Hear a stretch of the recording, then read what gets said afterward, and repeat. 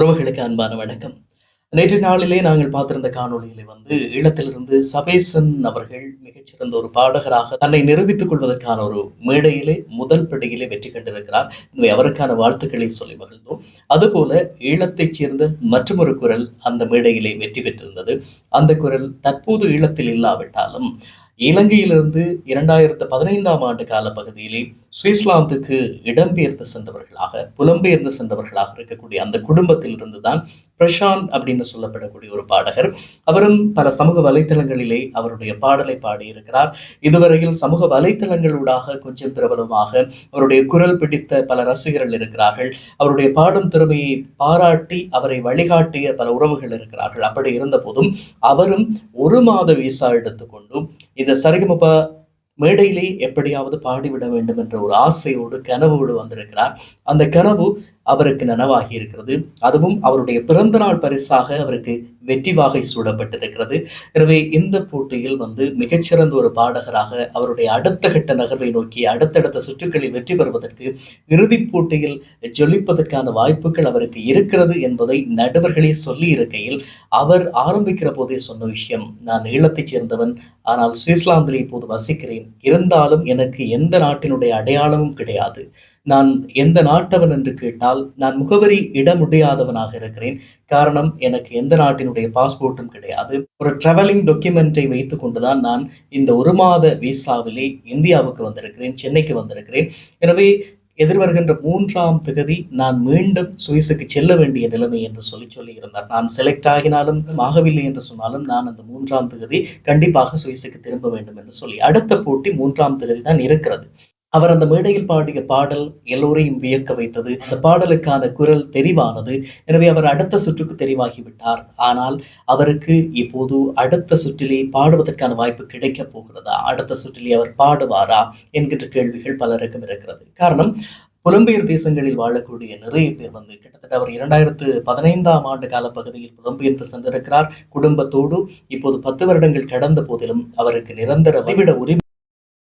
அதன் காரணமாக அவர் அந்த நாட்டினுடைய குடிமகனாகவும் இல்லை, அதே போல ஈழத்தினுடைய குடிமகனாகவும் இல்லை என்பது வருத்தத்துக்குரியது என்று சொல்லி அந்த மேடையிலே அமைதியான முறையில் சொல்லியிருந்தார். ஆர்ப்பாட்டங்கள் எதுவும் இல்லை, அழகு எதுவும் இல்லை. ஆனாலும் அவருடைய உண்மையான நிலைமையை சொல்லியிருந்தார். இதற்கும் சிலர் டிஆர்பிக்காக ஸ்கிரிப்ட் செய்திருக்கிறார்கள் என்று சொல்பவர்களும் இருக்கிறார்கள். அது உண்மையாக கூட இருக்கலாம். ஆனால் அவருடைய நிலையில் இதுவரையில் 10 வருடங்கள் அங்கு பணிபுரிந்தாலும் அங்கு தொழில் வாய்ப்புகள் இருந்தாலும் கூட தனக்கு குடியுரிமை இல்லை என்பது அவருடைய வருத்தம் மட்டுமல்ல, புலம்பெயர் தேசங்களில் வாழக்கூடிய நிறைய பேருடைய வருத்தமாக இருக்கிறது. தற்காலத்தில் அண்மை காலங்களில் வெளிநாடுகளுக்கு சென்றவர்களுக்கே சில வேளைகளில் அவர்களுக்கு நிரந்தர வதிவிட உரிமை கிடைத்துவிடும். ஆனால் இப்படி பல ஆண்டுகளுக்கு முன்னர், அதுவும் யுத்த சூழல் காரணமாக இடம்பெயர்ந்து போனவர்களுக்கு இந்த நிலைமை என்று சொன்னால் அது உண்மையில் வருத்தத்துக்குரியது என்பதை அந்த மேடையில் அவருடைய வார்த்தைகள் சுட்டி காட்டியது. எனவே மிகச்சிறப்பான பாடலை பாடி அவருடைய குடும்பமும் கூட ஒரு இசை குடும்பமாக இருந்திருக்கிறது. அவருடைய பூட்டனார் ஒரு சிறந்த பாடகராக இருந்திருக்கிறார். அவருடைய அப்பப்பா மிகச்சிறந்த ஒரு பாடகராக இருந்திருக்கிறார். திவாகர் அப்படின்னு சொல்லப்படக்கூடிய ஒரு பாடகர். அவர் மிகச்சிறப்பான பாடல்களை அந்த காலங்களில் பாடியிருக்கிறார். இப்போது கண் பார்வை இழந்த நிலையிலும் கூட பாடக்கூடிய திறமை கொண்டவராக இன்னும் பலம் வருகிறார். அவருடைய குடும்பம் சார்ந்த இசை பயணத்தில் நிறைய பேர் கைகோர்த்திருந்தாலும் கூட இசையை முறைப்படி கற்பதற்கான வாய்ப்பு பிரசாந்துக்கு மாத்திரமே கிடைத்திருக்கிறது. கடந்த 2018ஆம் ஆண்டிலே ஆறுமுகம் செகசோதி என்று சொல்லப்படுகிற ஒரு சங்கீத வித்துவானிடம் ஒரு சங்கீதம் முறையாக படித்திருக்கிறார். எனவே சங்கீதம் கற்ற ஒரு பாடகராக அந்த மேடையிலே அவர் அடுத்த படியை நோக்கி எட்டி வைத்திருக்கிறார். எனவே அவருக்கு விசா மீண்டும் கிடைக்குமா, மீண்டும் திரும்பி வருவாரா, அடுத்தடுத்த படிகளில் முன்னேற்றம் காணுவாரா என்கின்ற கேள்விகள் பலருக்கும் இருக்கிறது. எனவே ஈழத்திலிருந்து 2வது பாடகராக ஜெயிப்பதற்கான அடுத்த அடியை எடுத்து வைத்திருக்கக்கூடிய பிரசாந்துக்கு எங்களுடைய அன்பான வாழ்த்துக்களை சொல்லலாம். அவருடைய அடுத்த கட்ட முயற்சிகள் எல்லாமே வெற்றிக்குரியதாக மாறட்டும். அவருக்கான குடியுரிமை கூட விரைவில் கிடைக்கட்டும் என்று சொல்லி பிரார்த்திக்கலாம். அதற்கு முன்னர் அவருக்கு மீண்டும் விசா கிடைத்து அவர் அடுத்தடுத்த சுற்றுகளில் பங்கேற்பதற்கான வாய்ப்புகள் கிடைக்க வேண்டும் அப்படின்னு சொல்லி நாங்களும் பிரார்த்திப்போம். கண்டிப்பாக அவருடைய வெற்றி பயணம் தொடரும் என்பதை மகிழ்ச்சியோடு சொல்லிக் கொள்ளலாம். மனசில் எதையோ மறைக்கும் கிளியே, மனச தொறந்து சொல்லடி வெளியே, கரையை கடந்து நீ வந்தது எதற்கு, கண்ணுக்குள்ளே ஒரு ரகசியம் இருக்கு, மனச தொறந்து சொல்லடி வெளியே.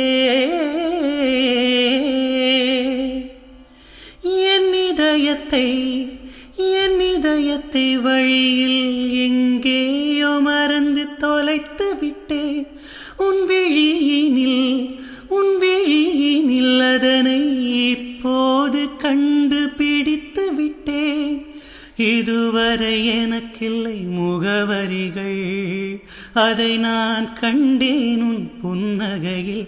வாழ்கிறேன் நான் உன் மூச்சிலே. முன்பனியா முதல் மழையா என் மனதில் ஏதோ விழுகிறதே உயிர் நனைகிறதே. என் காது கடிக்கும் பல்லுக்கு காயம் கொடுக்கும் வளவிக்கும் மார்பு மிதிக்கும் காலுக்கு முத்தம் தருவேன்.